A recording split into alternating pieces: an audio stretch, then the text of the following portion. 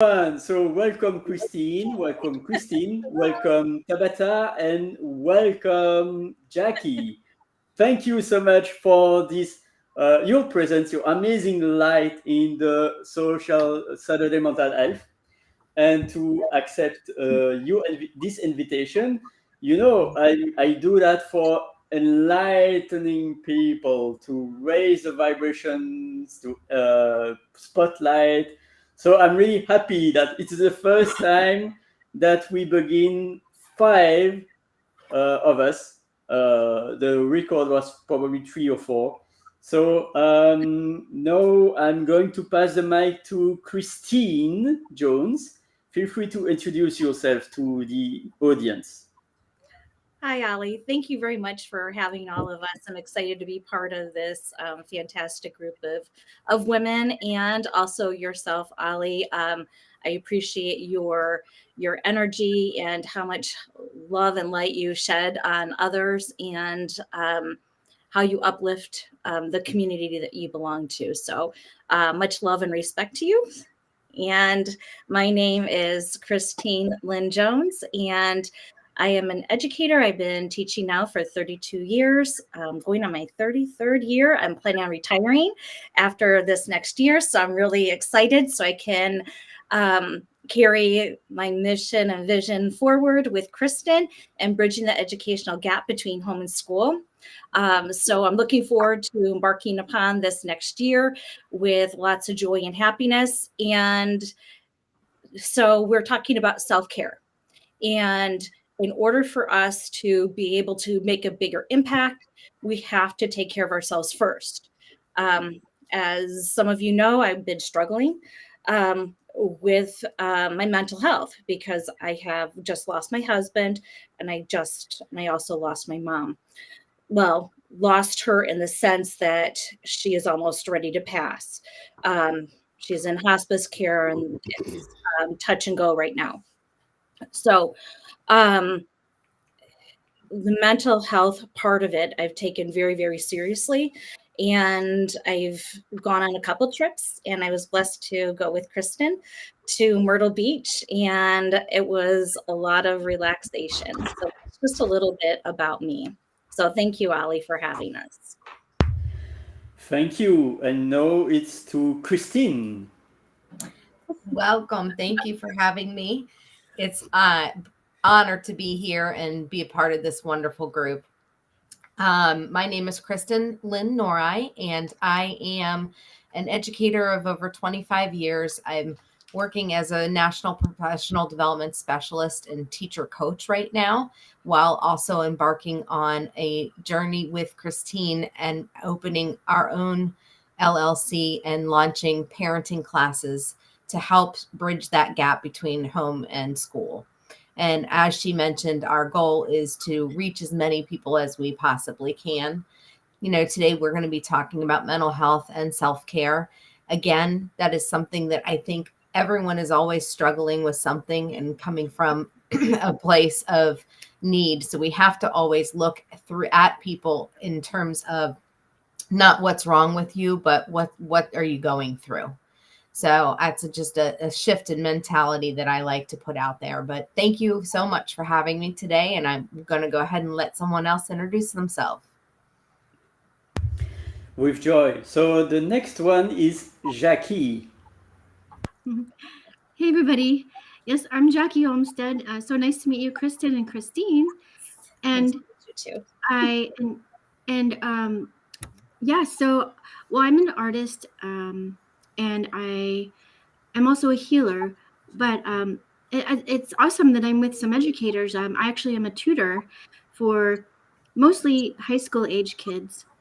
And I've been doing that since I was in my 20s. So it's been a little while. I really, really, really enjoy it. It's just one of my part-time things. And so, yeah, it's so great to be with educators as well. But I'm not all working with, the school system directly. I work with a company separately. And I help my daughter too whenever she needs it. But And in case anyone's wondering, it's the subject of math and calculus and science. So I do love them very much, but primarily an artist and healer. So yeah, I'm just excited to be here. And yes, of course, so mental health and self-care, so great, so important, especially being an educator and a parent, working with our kids. I'm literally going through stuff this week that is making me stop, and say, look, I got to take care of myself first. And what is it going to take?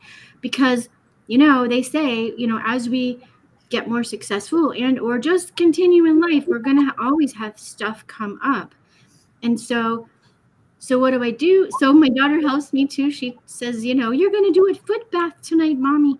So last night I did a foot bath with my little foot bath thing, and I put in some Epsom salts, and I forced myself to just chillax and be quiet. So sometimes it's hard because I put the cape on. I think I'm Superwoman. I can do everything, but I'm human. So wonderful. So looking forward to hearing from the rest of you as well. Thank you so much, Jackie. And so now the last one, last but not least, the Queen Tabatha. Rebel rouser. Hello. Thank you, Ali, for having me here. As I know you know, I'm a rebel rouser. So here we go. My name is Tabatha Baron. I am the founder of Keeping Your Kids Safe. Our goal is to ensure that we bridge the gap of communication from home to school and back, to ensure that there is no opportunity or minimize the opportunity of a child not making it home, he or she not making it home. At the end of the day, 2,300 children every single day are reported missing in this country, and we have the responsibility of taking care of that. But what we've learned is that during arrival and dismissals are the most vulnerable times of a child's day, and that is what we are working towards to solve. Strangely enough, this conversation is about mental health, which I find is very interesting because I wrote a book a few years ago called The Invisible Entrepreneur: From Mental Health to Mindset. Inside the book, each one of the groups actually said, I'm just gonna go get mine too. I put my desk back there. Right here. Well, mine's over there. what I find very interesting about this is really interesting was that why we wrote the book. It's an anthology, but the reason why we did it was because a lot of the information, a lot of our experiences actually do harm and contribute to our mental health, and the stuff that happens thereafter. But inside of that, we also find that our example is the example our children will follow. So I just got finished telling my daughter, literally less than an hour ago, you're about to teach me something that I was not able to learn for myself because I was in the throes of just being a parent.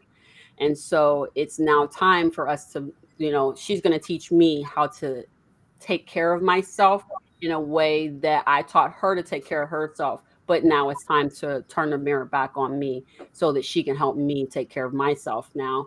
And I think that it starts right here when we talk about mental health. So this is right on time, ladies and gentlemen. Yes. I think as educators, Amazing. this is the time to be thinking about that as we're embarking upon a new school year. We have time to prepare to put our best selves forward for ourselves and for our students and our parents. Yeah. Amazing. So first, I would like to say hello to the people in the audience. And we are going to welcome also our surprise guest, maybe. Yes, she's there. So this is amazing. We are 6, record broken. So hi, Sharon. Thank you so much for accepting the invitation. Hey, So sorry welcome, I'm late. I Sharon. saw the invitation late, but I'm here because this is a very important topic. Hold on, let me turn off my phone. Sorry about that. But Take your how are time. you, everybody? I'm All right, fine, there we go. and we are all remarkable leaders. That is true.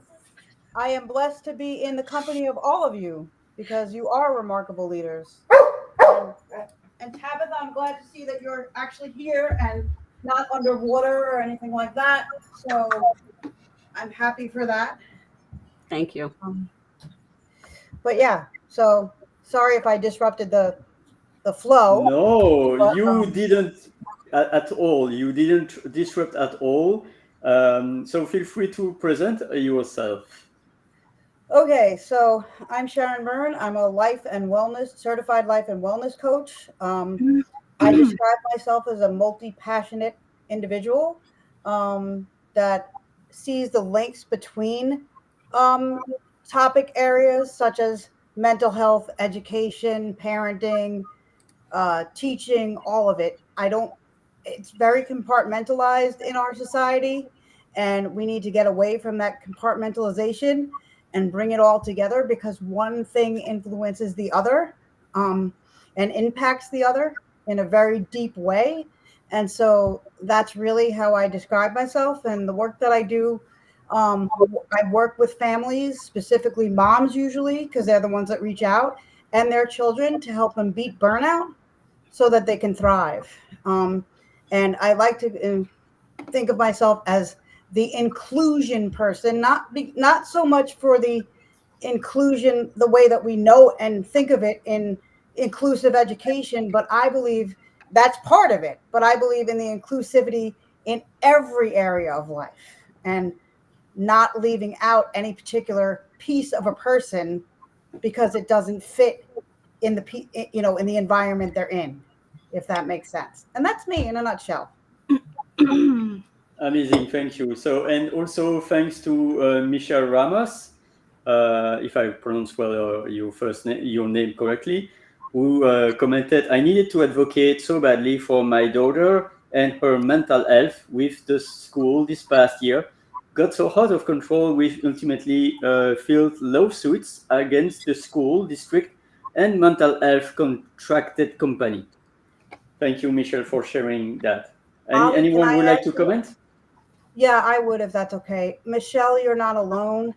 I have had to advocate for my son with mental health issues, with my school district, with family, with friends, but specifically to your comment with the school district, I had to advocate so much. My son was so misunderstood, labeled as lazy, labeled as argumentative, labeled as, oppositional, and he was none of those things.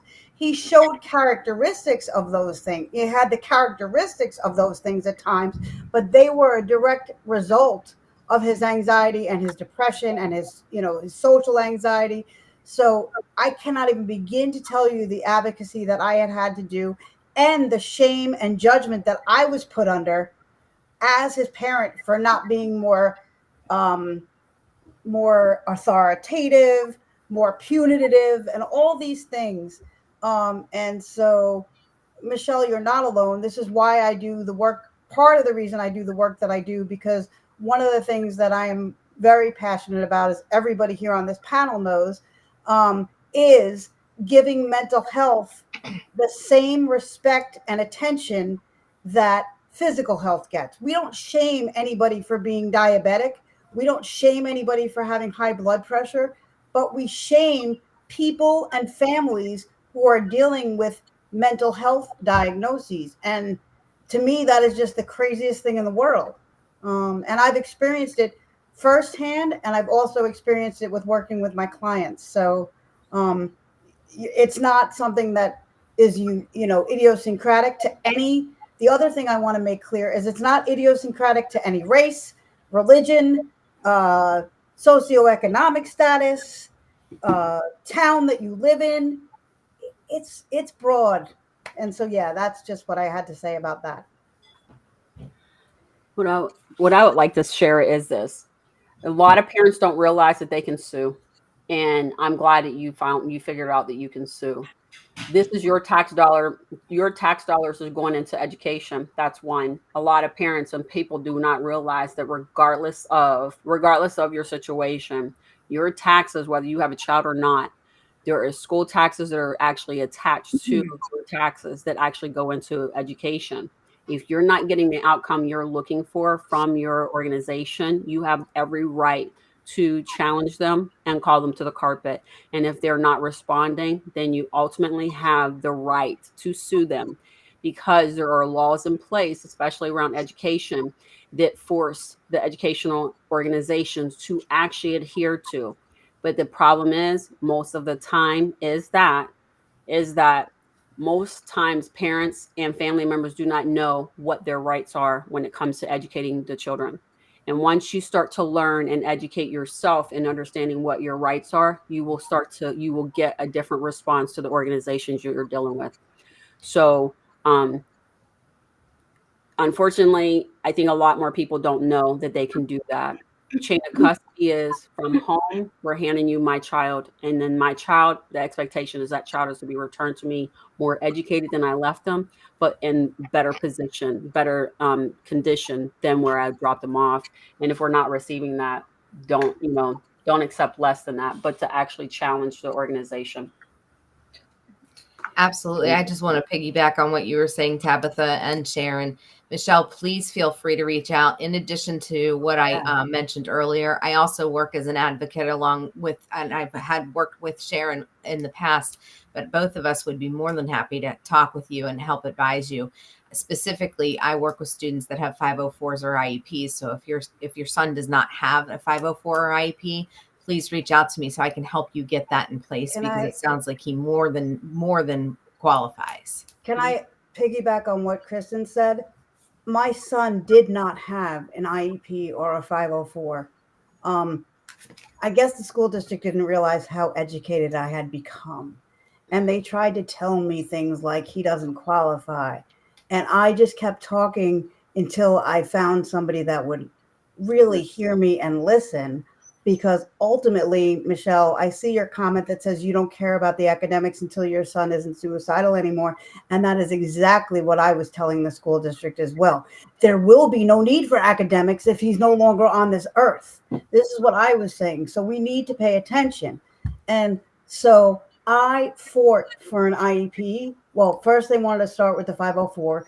So I started there, but then I quickly got it converted to an IEP. And what a lot of people don't realize is that children with mental health diagnoses and ADHD, which falls under that category as well, is something called other classified. That's what they classify it on as an IEP here in New York. It's considered other health classified, and you have a right to the IEP. And not only that, here in New York, there's a section on the IEP that says parental concerns. And at every meeting or anytime you email or call, your child's IEP is supposed to be updated with your parental concerns. Additionally, ultimately, I fought for my son to be accepted into an alternative school that was a more therapeutic school along with the academics, so that we could focus on him being mentally and sound and healthy. And so that's an option also that Kristin and I could definitely help you with. If your son needs an alternative placement, we can help you advocate for that as well. And I would also interject, as a parent of a child with special needs, do not hesitate to call a meeting and to have people represent you on your side, like an advocate. And the more people that you have on your side, the more seriously that you're taken. And I work for the school system, but I also know how it works. So that's one thing that I would definitely advise. And if you don't agree with it, you can state that and contest it. Yeah. Along those lines, you just made me think of something, Kristin. Don't sign anything you don't agree with. Even if there's a syllable that you don't agree with it, Michelle, don't sign it. Because as soon as you sign it, the school's going to say, oh, but we held a meeting or we sent this home and she signed it, so she agrees. Do not sign anything. Legally binding. So she posted another comment. If you would like to read it, or I can read it for the audience. She had IEP in SO04. I don't know. The middle school refused me an IEP request and didn't know I knew I legally allowed this request. I documented everything through emails. They received over 40 medical payments for my child and others that never received their mental health services. Now there's a state investigation for medical fraud, Medicaid fraud. I don't know how. That should be. Wow. As it should be. So I'll comment on a couple of this. So you're right. Don't sign anything you don't agree with. The other thing is when they refuse your rights. So who's refusing your rights? Is it the school district or is it the principal? Because there is a difference. In most cases, in a lot of these cases, when they refuse to acknowledge your request for an IEP or anything along those lines, it is going to be at the school level because the district level understands that people can lose their license and be terminated for not following an IEP. So the first thing is that understand the hierarchy of your organization, one, and then walk that ladder. Make sure that all of your T's are crossed and your I's are dotted. And you walk in there as like you own the place because you actually do, right? Your tax dollars pays those fees. And you go in there with the understanding that if your AP says no, go above. If the principal says no, go above. If they say no, go to the news. Because here's the thing, at the end of the day, they work for us, but they have us believing that we work for them. That's not the case. It's their responsibility to educate, and it's their responsibility to follow the law. The law is the law, and it doesn't change. It is not, the law works for everyone as long as you know how to utilize it. So, Michelle, my recommendation is first identify who's telling you no, and then go above them. My example is this. I'm an advocate as well. I just don't do it like they do it. I am a disruptor. I'm an instigator. I was born to be just that, an instigator. I will smack any beehive known to man as long as it's buzzing and it's not where it's supposed to be. Not care.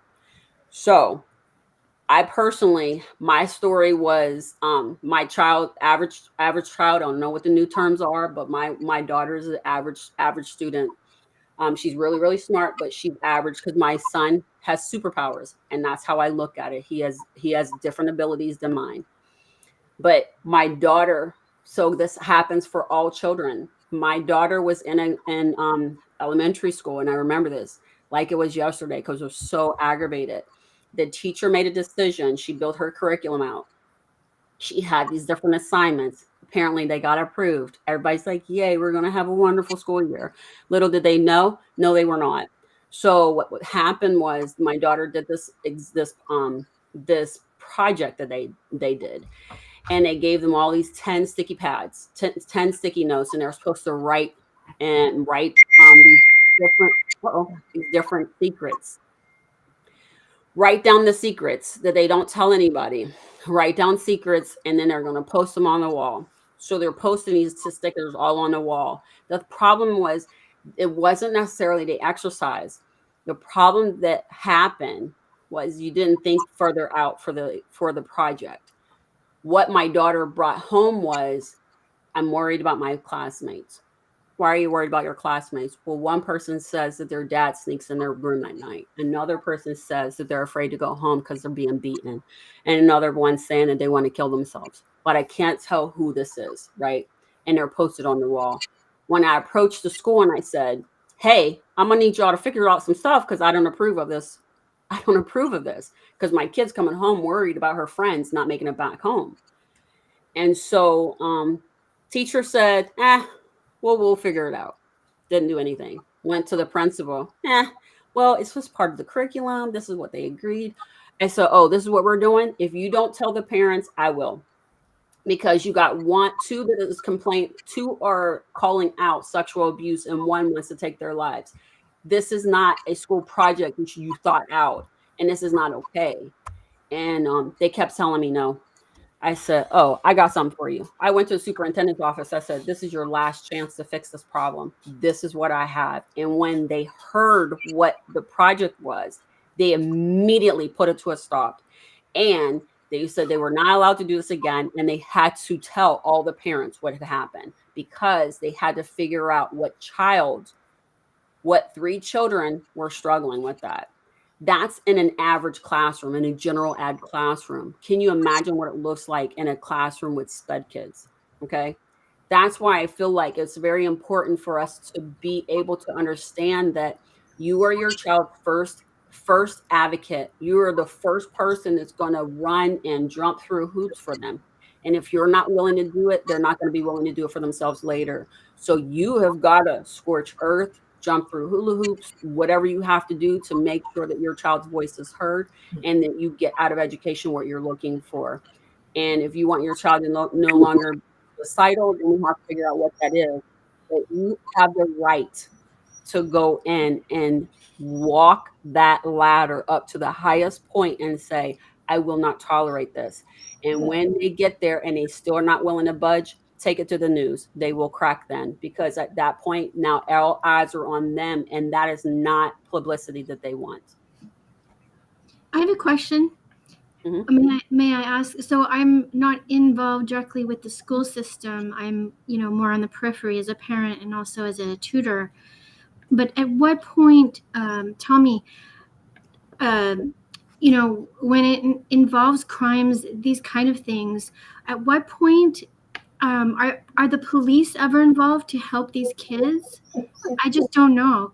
I can answer that because I'm in the classroom. So by law, I have a responsibility to report anything that is suspected. And if I do not report, then I am liable. Like, I can get criminally charged. So it is something that I take very seriously. And I have called Child Protective Services more than one time. I also, even though I'm a mandatory reporter, we're supposed to do it on our own, but I always seek administrative help because I always want another set of ears, so that way I can make sure that I'm doing everything correctly, crossing my T's and dotting my I's.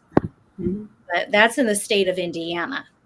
And they have upped it where we have to report. It used to be like an administrator could go ahead and report it for us. No, we have to do it ourselves. Wow.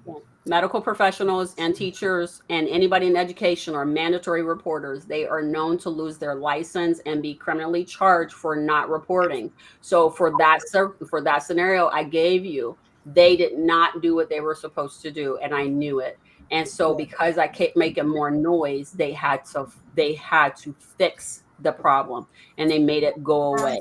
That principal is no longer a principal over there. There's a lot of things that happen. So understand, your tax dollars and your money and your voice go a far way. And when they tell you that it's a civil matter, that is them passing the buck because they assume you do not know and have enough information or support to help you. So when they do that, again, who is telling you that? Because there are certain groups of people, when they tell you those things, it is meant to deter you. And if they can deter you, then they have accomplished their goal. But if you are not deterred, a squeaky wheel gets that oil. Keep on squeaking, baby. And if you need some help, call us, because we got a whole entire army behind you, and we will come for you. We will come for that For school. sure. Like a gang of bison. They Do will not know. play with our babies. They will not know what hit them. They will I not. promise. And my tagline on my LinkedIn is not a game or a joke. I will be the number one most fierce advocate you will ever meet in your life. You will never see anybody never see anybody as strong as I am about advocacy for children. So you need help, let me know. I love when Tabatha gets going. Yeah, Yes. I love when Tabatha gets riled up, because there's no stopping her. But what I wanted to say too, to this point, I don't know, I don't remember what state you're in, Michelle, but I do want to say that every educational system has a hierarchy, as Tabatha was saying. Here in New York, and I think this is nationwide, but I don't know, so somebody correct me if I'm wrong, but there is somebody called a pupil personnel services person, and they are not just for the SPED population, which is what a lot of people think. SPED is special education, by the way, for those that don't know. But the pupil personnel director or whatever they want to put after that title, they are for all students. And I also want to make sure that parents know, especially those in the special ed community, and that includes kids with mental health or other health related issues, you can request that the pupil personnel be director be at your meetings. And when you're told that you don't have a say in who's at your meetings, don't have the meeting, because you can have. I've been at meetings. Kristin and I have been at meetings where we have double teamed school systems, Yes. and we will do it again. So you can have as many representatives for you and your child as you see fit. And if they tell you no, it's a deterrent tactic. They're trying to make you believe that you don't know what you don't know, because they want to stay in control. And the more they stay in control, the more they get to hide behind what they're doing. And that is why we're seeing so many stories on the news of kids committing suicide, of kids with special needs being beaten and left on buses and sexually assaulted. Because if we're not willing to open our mouths, then we're just as guilty as the people that are committing the actions. That right there. Say that again for the people in the back. I will say that again for people in the back. If we don't open our mouths, then we are as guilty as the people that are doing it. And if everybody's worried about, oh, well, they might not like me anymore. Okay, let's not be liked, because let's understand that these children are the future of our society. And if we don't support these children, then we are going to have no more society. And I'm going to go out on a limb here, Christine and Kristin, and Tabatha, this is for you specifically, and for all these people that I know that work in the school systems. If we don't support teachers and the people that support our students, and then we are negatively impacting our society as well. We have to stop being adversaries, and we have to start coming together. Let's put the blame and the judgment aside, and let's work on what the problems are and come up with the solutions for the problems.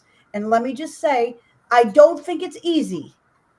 I don't think it's easy. So I'm not saying any of this is easy. But what I will say is I do think it's simpler than we as a society are making it out to be, because we tend to complicate things.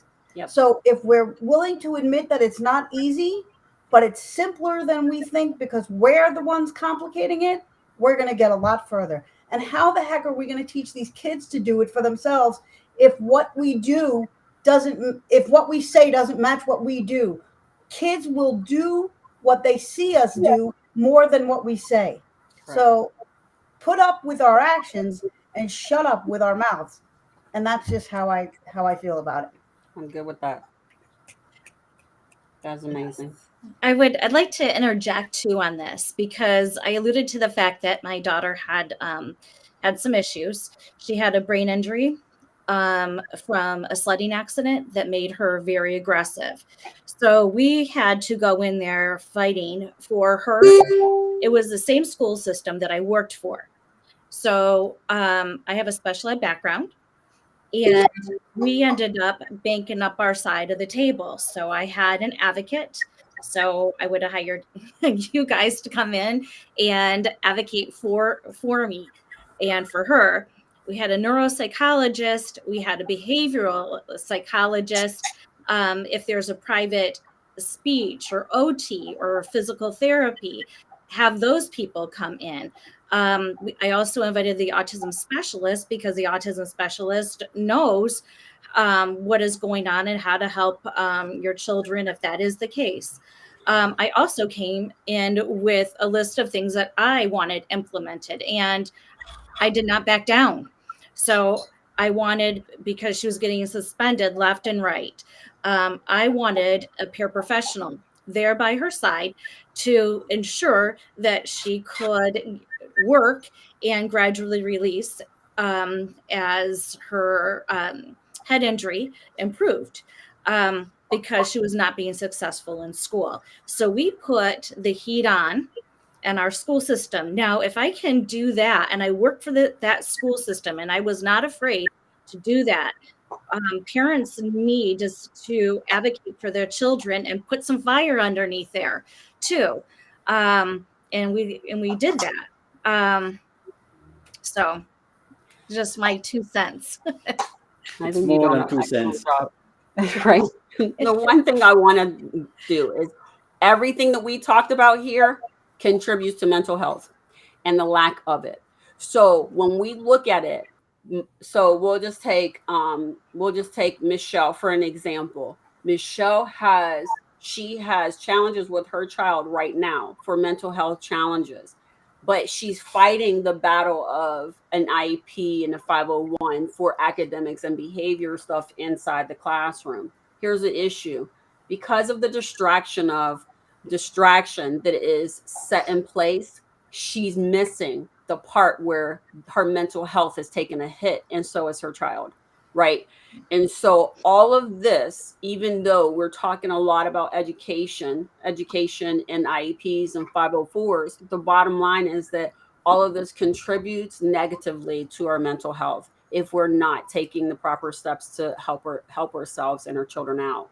So although today this is what we're having this conversation about, I would like to say, just take a moment, take 30 minutes. If we could just start there, just take 30 minutes and just check in with yourself, check in with your friends, go and sit and have a simple drink or stare at the stars for a little bit or watch the rain turn in circles. That's what I did, during hurricane.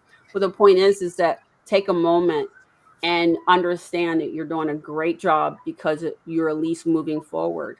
But You have be mindful that in the process, it will take a toll on your mental health. And if you don't have the proper support in place, you will find yourself, after you fight the battle for your son, you will barely be able to stand up and watch him continue on in his life because you're laying on the ground where you got him to stand up. So just know to take care of yourself. I'm so glad you brought up this point because this is part of the reason I do the work that I do as well. Because when I was going through it with my son, I'm a single mom. I went through a contentious divorce. Why I bring that up is because I was not only fighting the school district, but I was fighting the stuff that people were saying about me. I'll just say it that way. Okay.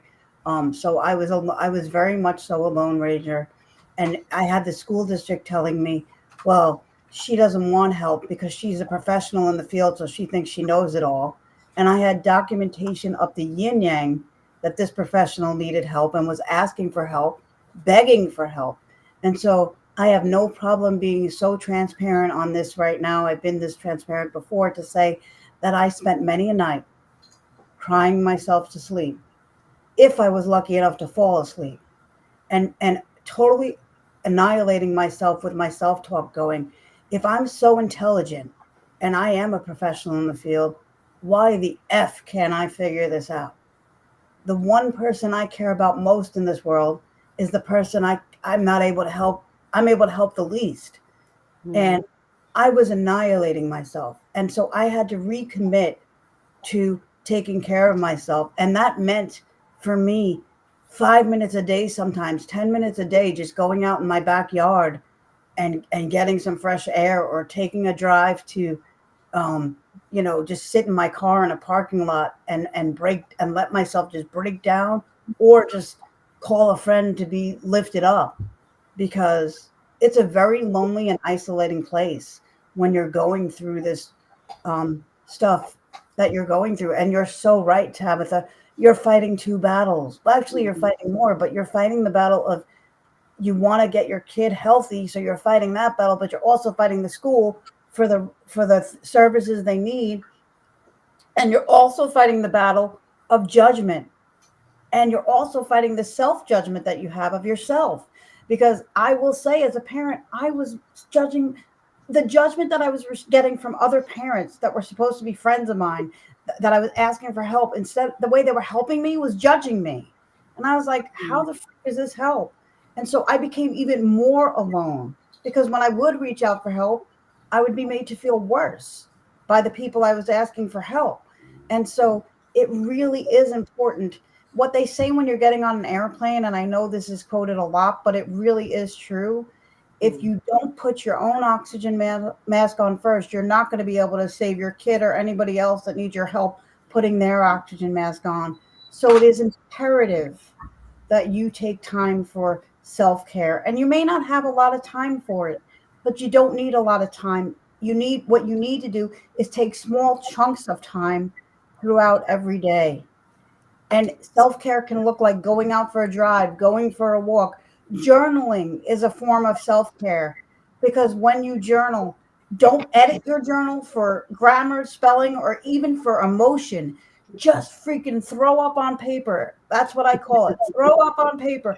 Because when you get those toxins outside of your body, then you can deal with them better. When you throw up, when you're not feeling well, when you have a stomach ache and you throw up, you feel better. Even if it's for a second before you throw up again, you do feel better because you just released the toxins. So get those toxins out of your body. Yeah. And then the other thing that getting those toxins out of your body in that way does is it allows you to look at the situation and say, okay, this is too big for me to control, to handle everything, but you can pinpoint one or two aspects that you can do something about, and then you can go into action mode on those one or two things, because slow and steady wins the race. You don't have to, life is not a sprint, it is a marathon. I don't care what people want to tell you. It is a marathon. So look for small ways that you can make a difference today, because that will lead to more difference tomorrow. I definitely want to chime into that. That's awesome. I fully applaud all the things that you've all been talking about, and cheer on all the positivity and all the things you're recommending.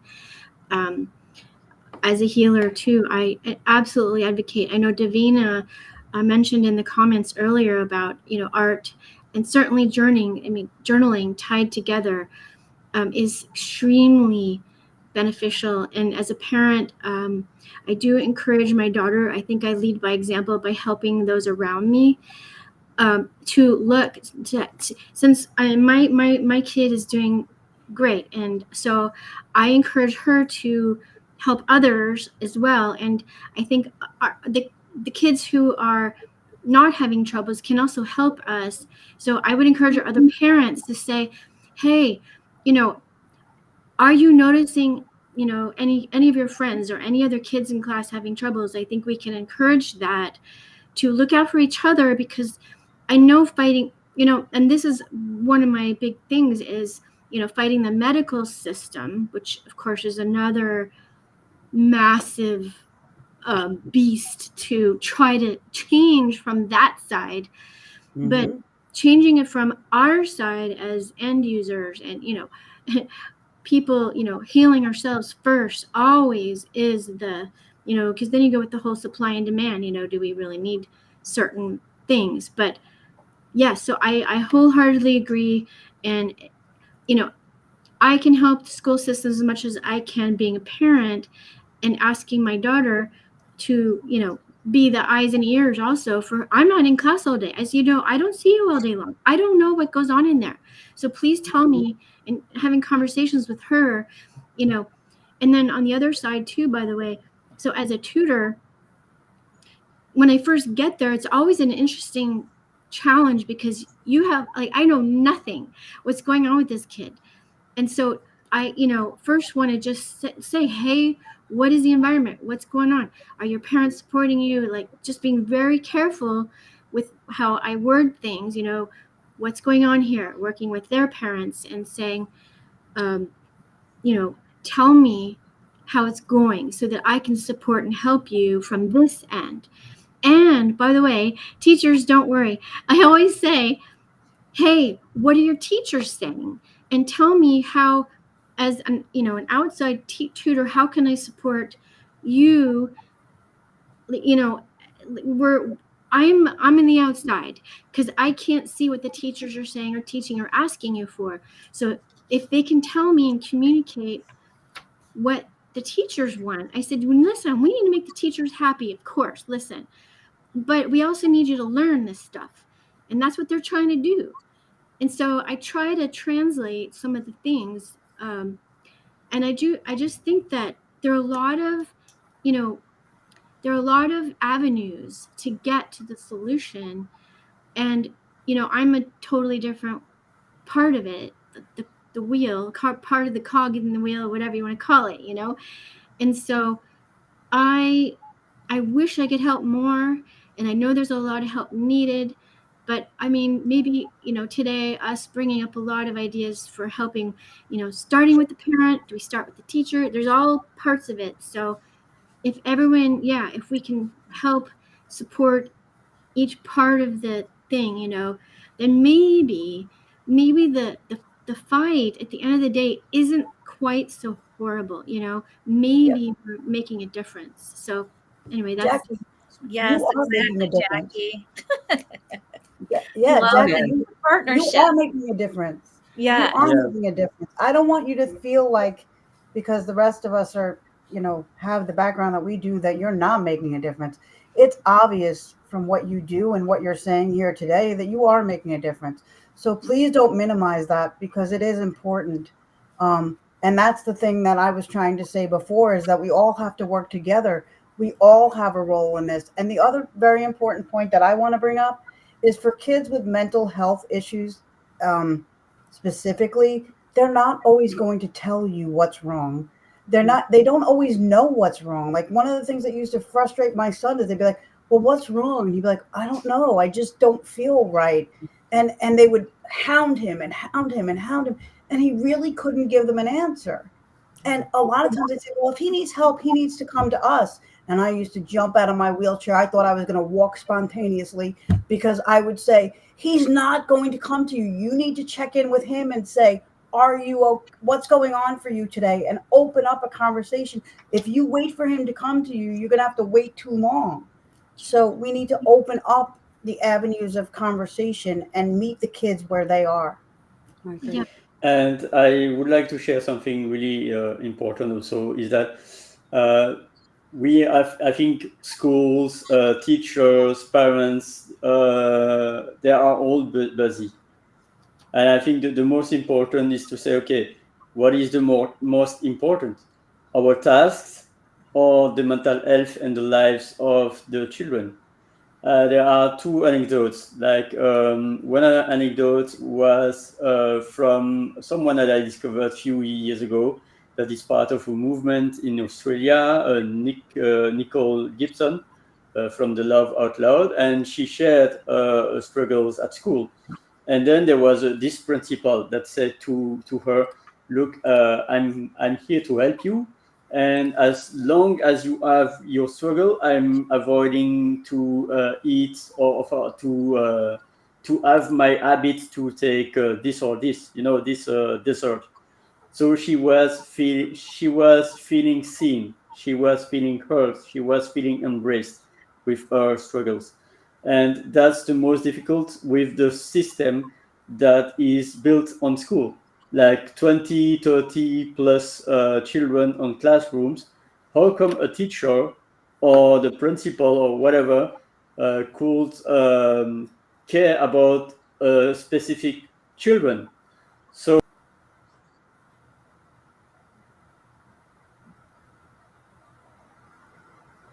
I think your voice just went out, sir. He's muted. Ollie. He has a fancy microphone. Oh. I need to charge my laptop, so hands over to you. Okay. So the one thing I will say is this. I'm always one that looks for solutions in every conversations. So when if we do nothing else, we brought out all of the things that challenges we notice along the way, the things that ways that you can help solve them. But ultimately, the one thing I do believe that we are all responsible for is helping the adults.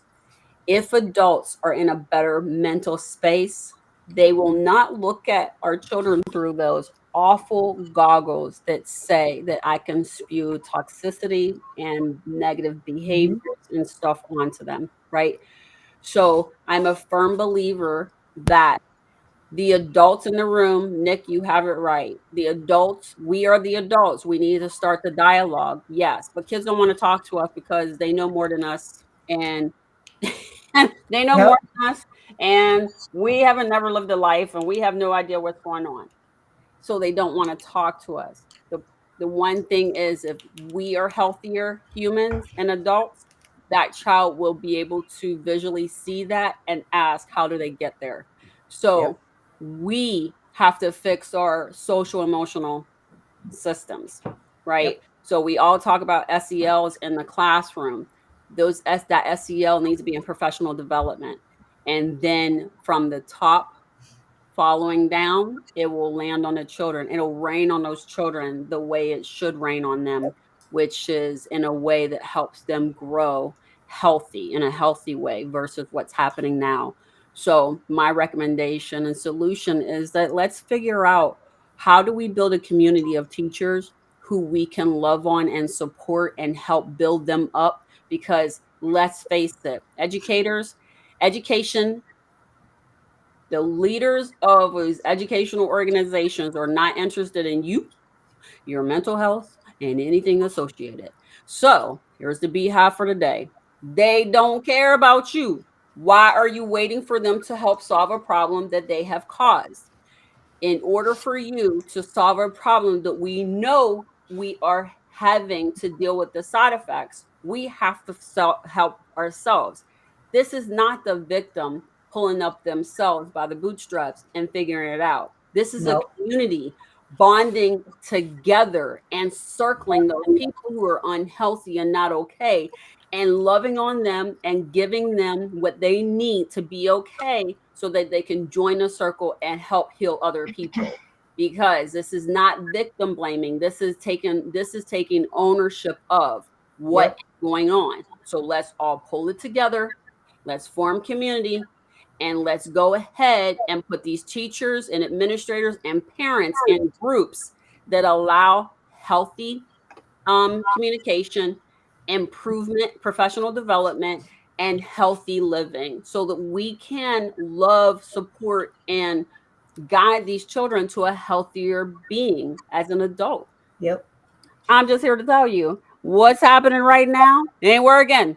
Try something else. You can't keep Kristin doing and the I same. are going to jump in at this point, because Kristin and I are just like all of you. We want solutions to the problems. So we have come up with a solution. We have a book called Bridging the Educational Gap Between Home and School.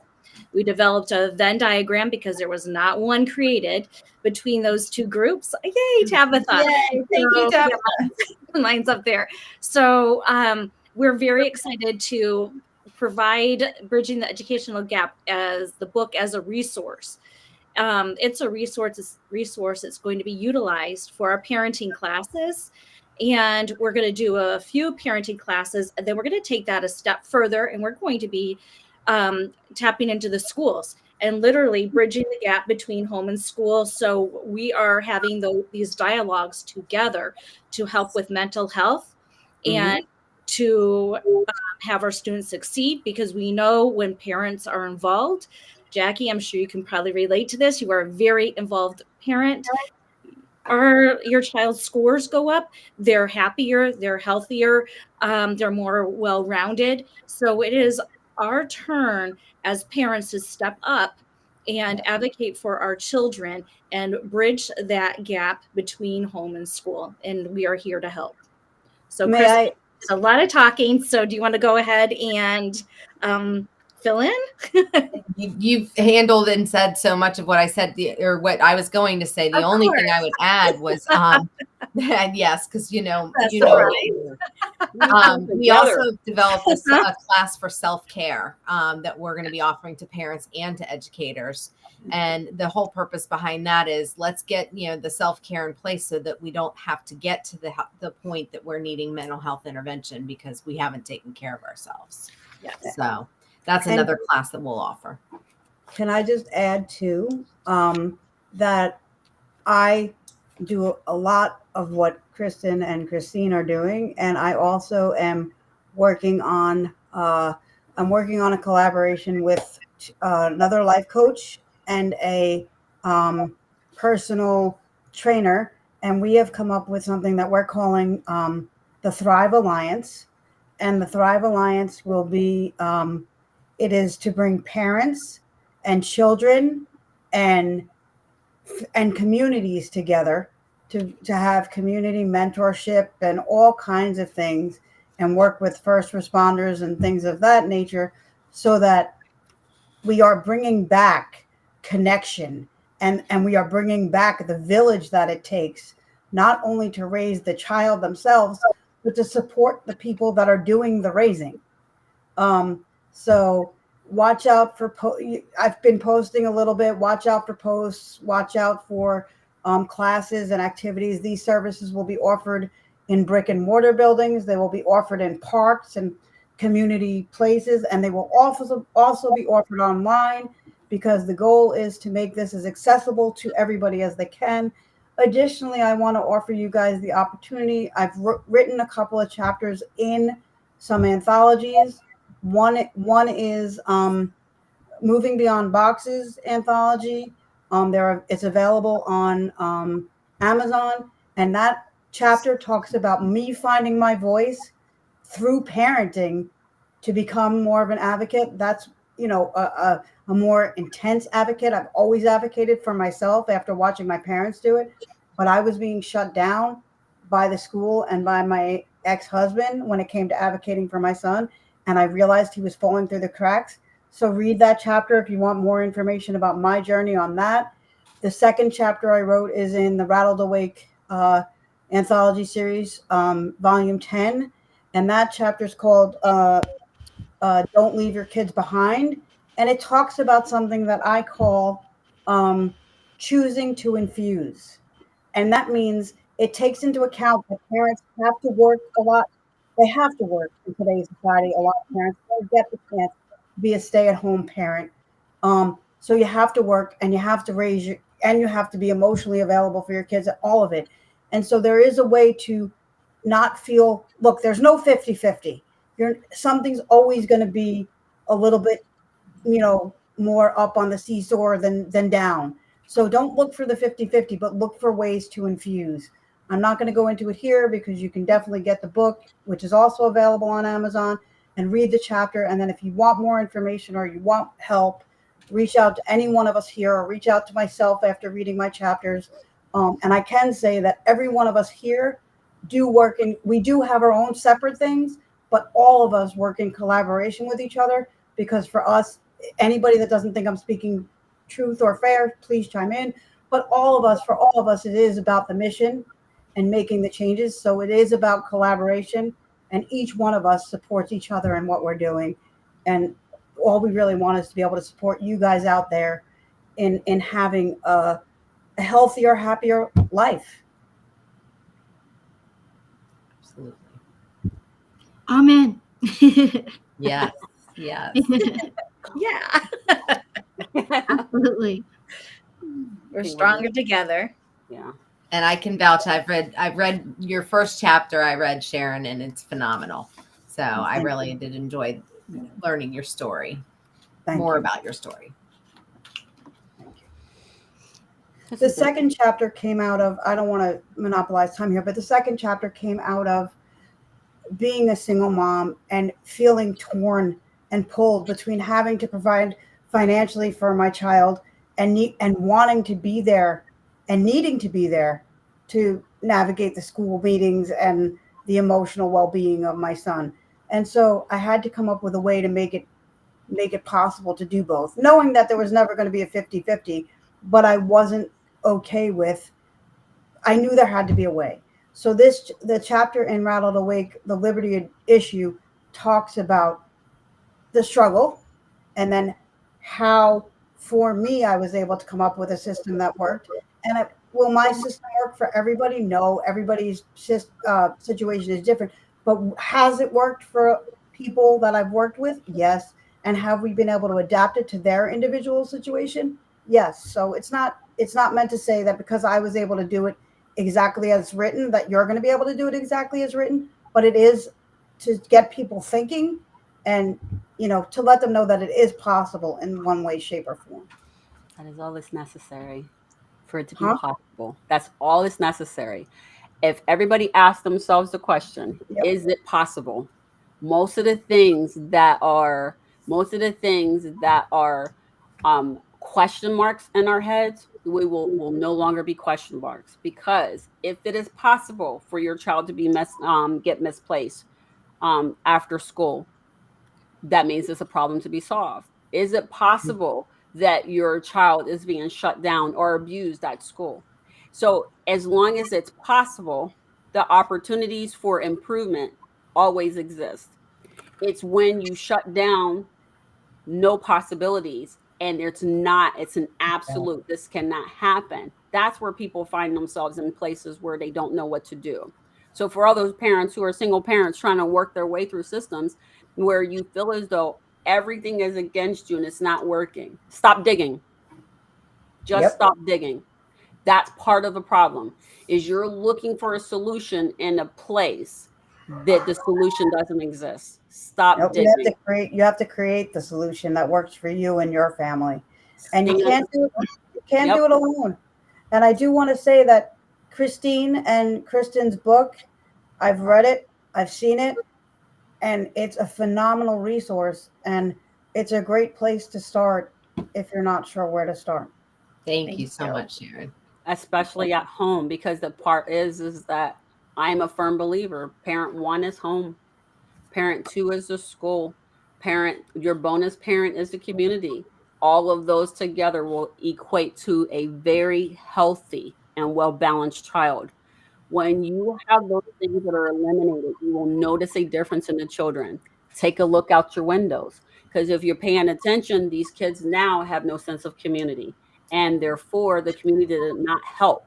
And then school is a bad parent, and then home is a bad parent, because co-parenting together, they should be working together. But what's happening is school has isolated the children away from the parents, so they can do whatever they want in those 4 walls, and you are none the wiser. And for that reason, those systems are giving us what we currently have today, which are unhealthy and unhappy children.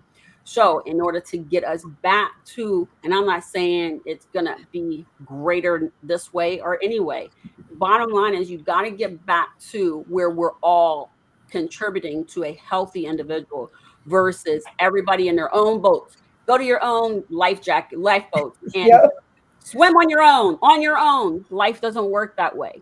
And you're teaching children that thing. And that is what we're witnessing in front of us. Kids who do not know how to ask for help. Kids who do not want the help. Kids who do not see the need for you. That is what we've provided them. When we took away the ability to co-parent with the other parent, which is your school. How dare you take everything that I have, all the value systems I put into my child? How dare you, as a co-parent, strip out what I put in and pour in your garbage that is not going to serve them, but serve you? That's what I mean. Parents, you have options. Make a different decision. That's it. The question is, is it possible? Yes. 3 parents is right. That is correct. The bonus parent. Everybody needs a bonus parent. Yes. How many times did I get called? My mom got called because of stuff we were shoot. If my mom didn't get called, my aunt got called. My mom was a bonus parent. Right. I can share something. I need to remember the name, but in Belgium, I was attending a conference, and they set up a system in the Netherlands or in Belgium. I don't know where exactly, but it was a brother buddy. It was like, okay, a child were able to be in a group in a specific place where the child was able to express their struggle. And so that's also the system of the third parent, to be able to be in a space where they are heard, where they are seen, when they can go with trust and psychological safety to tell about their struggles, or if someone is bullying them. That's really important. And quickly, I will share my struggle was when I lost my mom, and my dad decided to bring me in boarding school 2 years. I was on my own, and I was not finding the psychological safety space to be able to express my struggles. And I want that stop for any child. I want children to be able to find a space where they can tell, where they can talk about the struggle, and when they are heard, and when they are seen, when they are acknowledged, and not say, "Oh no, it's nothing." No, they need to be listened. They need to be embraced and hugged as they are. That's my share. Thank you. Beautiful share, Ollie, and very well said and very true. How can we teach kids that they matter and to value themselves if every time they try to come to somebody to talk about something that's bothering them or something that they're not sure about, and we go, nah, yeah, go away.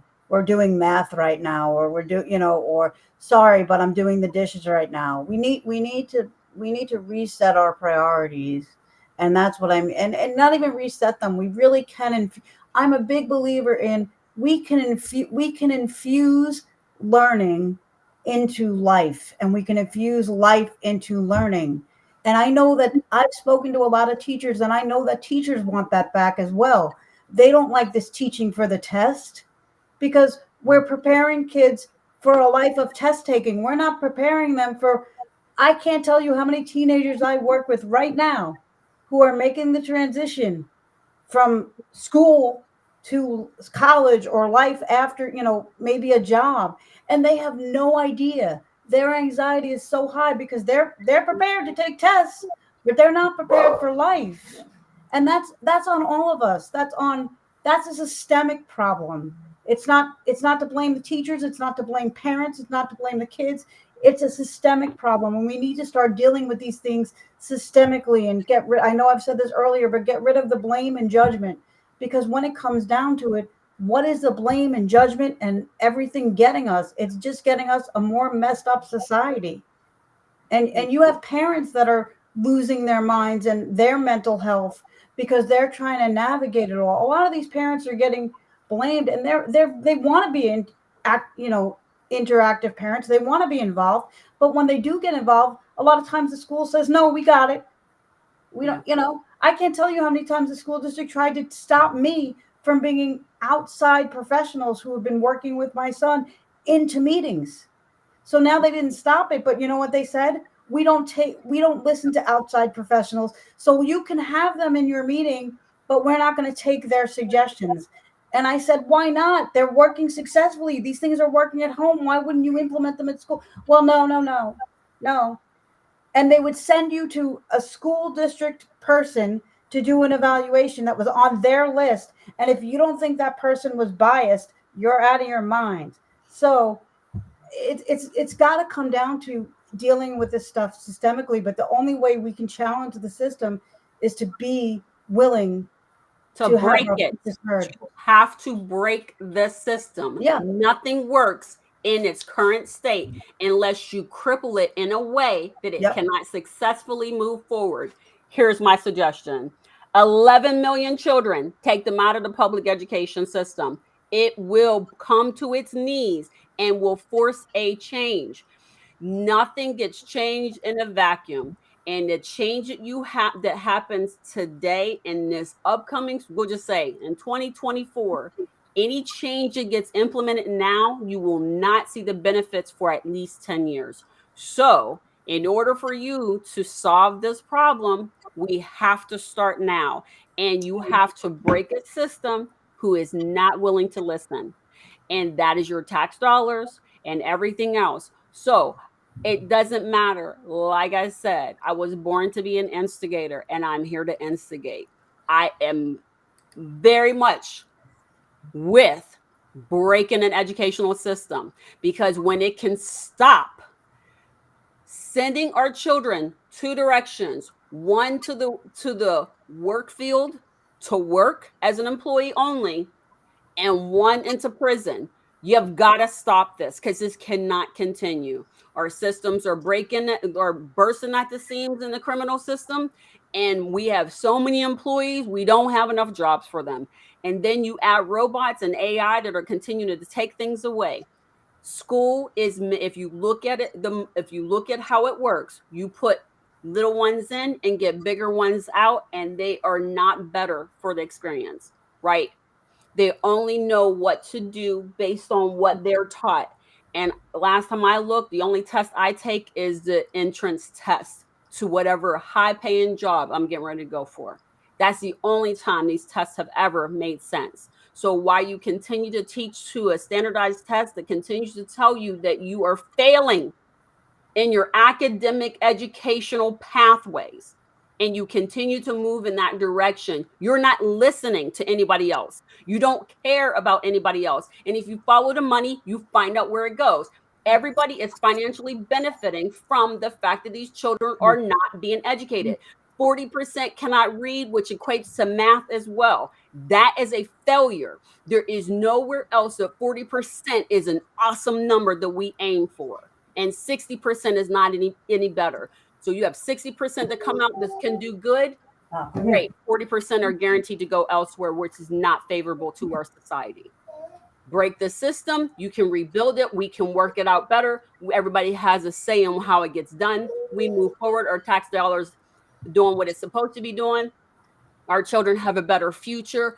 Our lives are not destined to be fought what is happening currently right now. Because as it stands right now, our kids are being sucked into spaces and places that they feel like the only way to survive is to heavily medicate into anything and everything that is not life. Yeah. These kids are struggling and suffering Or and end their life. Participating, and I cannot hit. I'm sorry to interject, Tabitha, but it's either that they're medicating and they're doing things, or they're ending their life. No child should feel like they're not good enough or whatever to feel like they need to take an attempt on their life and pray that they're going to succeed. Yep. That's just crazy. And if we don't see that as a society, if we're okay with that as a society, what does that say about us? I mean, seriously. I know that you always quote this statistic, Tabitha, and I don't know it, and you might have said it at the beginning, but I never remember the actual number. But there are so many the kids are dropping out of school. Okay, kids are taking their life. Kids are being bullied. Parents are going to the school and saying, "I thought you had a zero tolerance," and the parents are going to them 20 times, and nothing is happening, and the kid is still committed suicide. A 10-year-old. How are we okay with that? And this is common. We are not.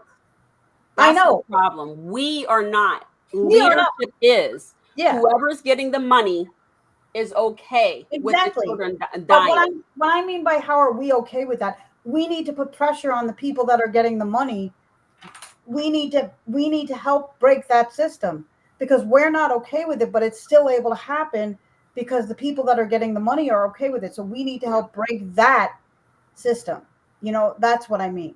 Right. But the bottom line is no kid should be put in a position that they feel like the only way out is to end their life.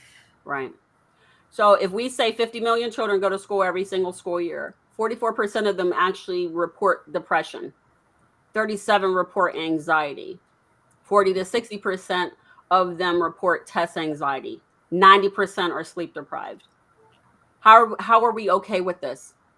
Right? So when you start to look at these things, it's very interesting. You know how many, and then when you look at the bullying stuff and what happens for the bullying, so there's so many of them that are constantly having these problems, but we can change it. Jackie's a tutor. Kristin and Christine are both advocates, both teachers. Y'all could form a school external from the school. You can pull these kids into programs that you create in your curriculum, and you can pass those students along in your classroom, virtually or in person. You can improve the trajectory of a child's education just by pulling them out of a system that is only focused on the numbers at the end. And you can shift and make a change. If you have enough pods in the United States that do this for their children and start pulling enough children, let me be clear, When I started my business in 2014, there were 225,000 children that attended Houston Independent School District in Houston, Texas. The last time I looked, they are down to 187,000 children. Yep. What happened to all the kids? Parents got tired. They lost a bunch during COVID, and people are choosing a different educational system. You're speaking my language, Tabatha. So that's part of what I want to do. That is what happens. So if we all sit here and say, okay, we make a commitment to start pulling people in, Kristine's like, oh no, I'm not messing with that Tabatha. When I retire, I'm out. Right? I want to do this no more. But the point is that parents can do that now. You can do that now. We have a lot of engineers, we got a lot of doctors, we got a lot of people, very highly educated individuals that can take a subject and teach that child. There are parents that are doing that, Tabatha. Exactly. I know parents that are I don't know what they're calling it, but they pull their kids out and they have to go to work. So what they do is each parent takes a day of the week or two where they work from home and they teach, and then the other parent does, and they're finding it to be very, very successful. Yep. And you're speaking my language, Tabatha. This is part of what's on my vision to do, because I saw what being out of the school district did for my son. But not all the kids have the ability to go through the school district because they don't have, like I fought hard, and I would rather see it be a situation. And I want teachers to have the joy of teaching back also. That they can pull out and teach. Yes. Let them pull out and teach. They can take their skills and put it into a different place. They don't have to be in the organization to do so. We have got to get rid of this limiting. These other people are limiting what we think we can accomplish. We can do whatever we want it. We have been gifted the ability to do and function however we choose to live on this planet. Teachers choose to go to school every day because they want that paycheck. But Kristine, if I paid you, if we had a bunch of teachers and we were able to pay you to teach, not in the organization, but at home, would you take the paycheck as long as we can give you equal what you're making? Okay, you're the wrong person. I know I'm the wrong person because I love to see my students face to face. So you're the wrong person because I can't, because I just realized you are trying to save your job. Kristen, I want to ask you. I can't ask you those questions. Yes, I will answer as a former educator.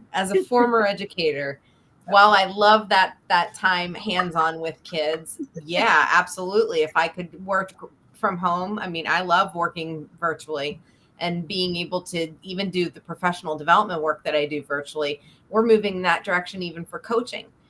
My organization is talking about beginning coaching from the standpoint of having students, a coach in their home able to look through video services through gosh knows what all is out there and actually watch into the classroom live as the teacher's teaching and see it from the teacher's perspective so that she can see the students, so the coach can see the students and how the students are reacting to the teacher and getting that feedback. So I think absolutely it would be really honestly a cool job. It would be a challenge. It would definitely be a challenge, but I think it would be really cool. But I just want to, Tabatha, I know that you're passionate and so am I, but I appreciate your passion and my passion is right there with you. But I do want to say this because I do have a lot of friends that are in the teaching profession and they do have to go into that building because they do need that paycheck because their family's livelihood depends, survival depends on it.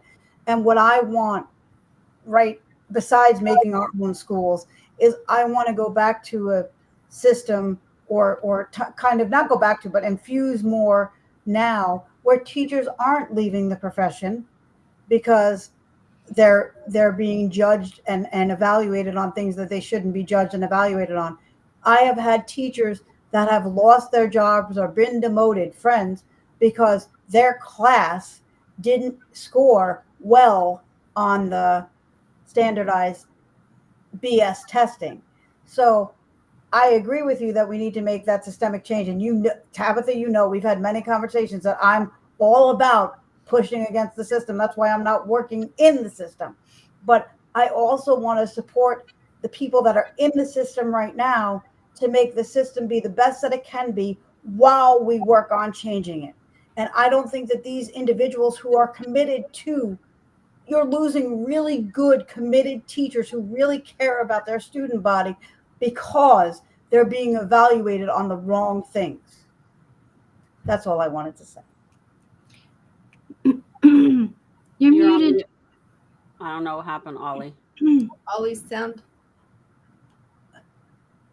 Oh no. Sorry.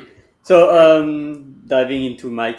So it's not only children mental health; it's also teachers' mental health. There are also teachers that take their life, and teachers that leave school. And when there are less and less people in school system, then guess what? There are teachers that are doing diving into two classrooms or three classrooms at the same time, or classrooms that are like 35 or 40 or 45 children. This is not the school that I want to see. So it's not easy, and it could be easy to say, hey, let's change the system, abracadabra. But I think the most important is also to support the teachers, because they are doing as much as they can, and to be with parents, with children, with teachers, to be in a non-judgmental space, and to focus, okay, what is the desired future? What is the world that you want to see? And how could we implement that step by step, gradually, and not to have overwhelm? So I think the most important also is to pressure the system, to pressure the government, the politics, whatever the decision, to say the most important is to bring joy, and not to focus on test, on task, to put more on the heart and less on the head, and to foster collaborations also. To say, okay, Yeah. why each children has to master 36 different topics? Yeah. Let's say, okay, this focus to 3 to 4 topics, and this one to 3 to 4 topics, and let's collaborate each other, rather than to be 100% perfect in 36 topics. I don't like that. That's my share. Thank you. I also wanted Ollie, to I love it. I also wanted to say this. One of the things that we need to do is to focus on that we all have a common goal, which is to help the children be the best that they can be for the future. So if we have a common goal, why must we be adversarial and debate who's doing it better and which path is better? Why can't we need to realize that there's more than one path to get to an end, and we need to focus on the outcome. And if Tabatha has good ideas and Ollie has good ideas, take those ideas and use them along with other good ideas. And if we notice that if I have an idea and it's not the best and it's not working, then okay, it's not working. So let's revamp it so that it works towards the common goal. Not be judgmental and say, you know what, Sharon, that really, that doesn't work. And let's write you up, Sharon, because that was a dumb idea. No, it's not about that. It's not about that. I get So what you're we need to saying. I do get what you're saying, Sharon. So let's go back to the one part where you're teachers. Everybody needs a paycheck. That's very much the truth about living, right? Everybody needs a paycheck. You take 50 teachers and you tell them, you take one in leadership, and you say, hey, if I help you create a school, if all 50 of you can come together and create a school and run it, they can keep their teaching, and then they can get the tax dollars, right? Do you get what I'm saying? So there are options to this. And my thing is that we shouldn't be adversarial, but the only time you notice that happens is when someone says that they want to keep things the same, or they're trying to work within a system that is not here for them. So I get what you're saying, I just feel as though, honestly, there are options. And I think that we have a tendency to get caught in the only option we see. And that's the problem. That's what I'm saying. So from a mental health standpoint, you're right. You have to help solve solve this problem. But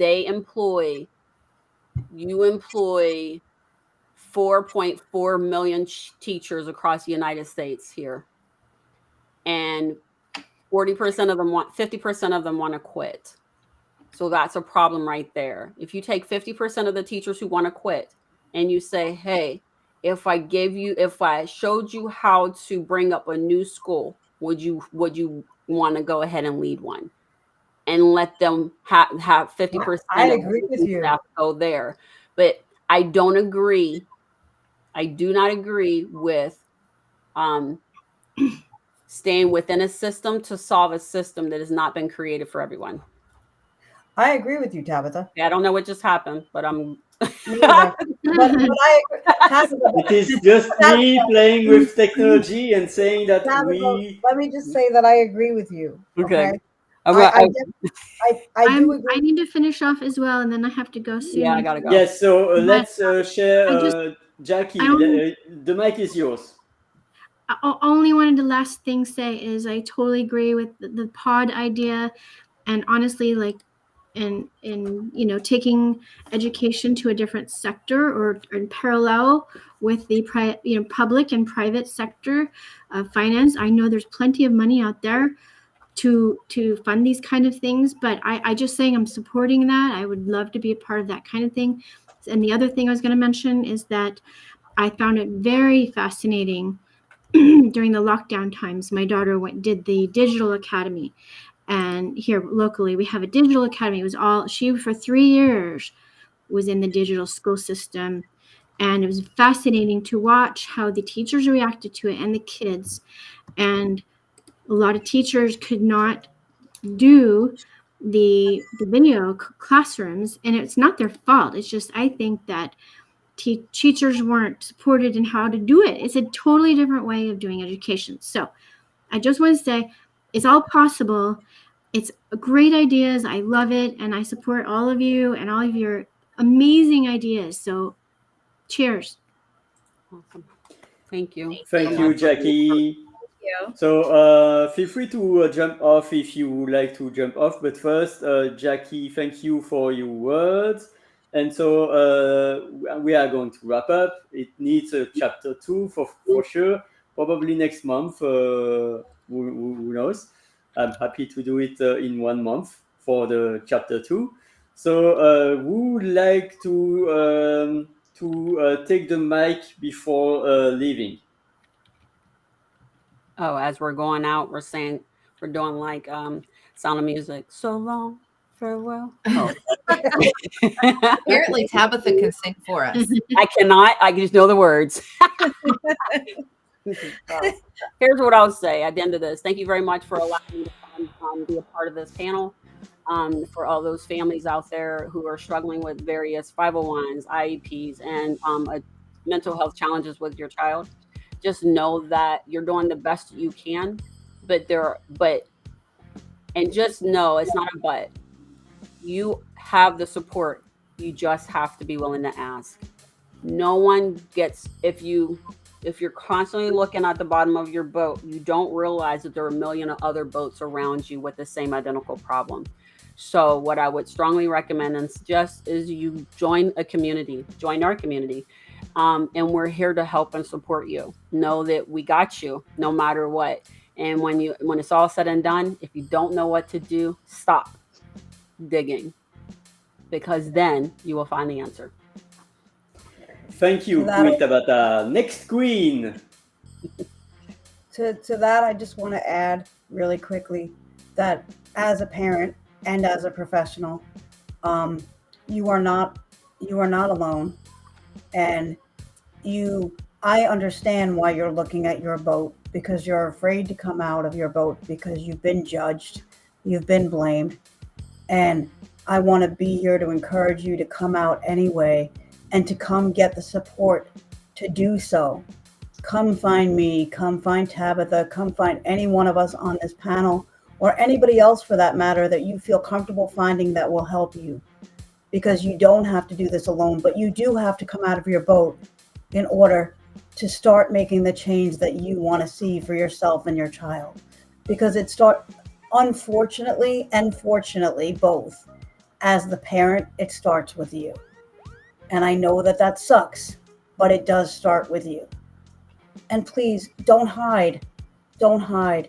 Come find anybody you feel comfortable with and come out of hiding to just that one person. That's all it takes. It's not easy, but it can be done. And just to Thank you, piggyback on that, Sharon.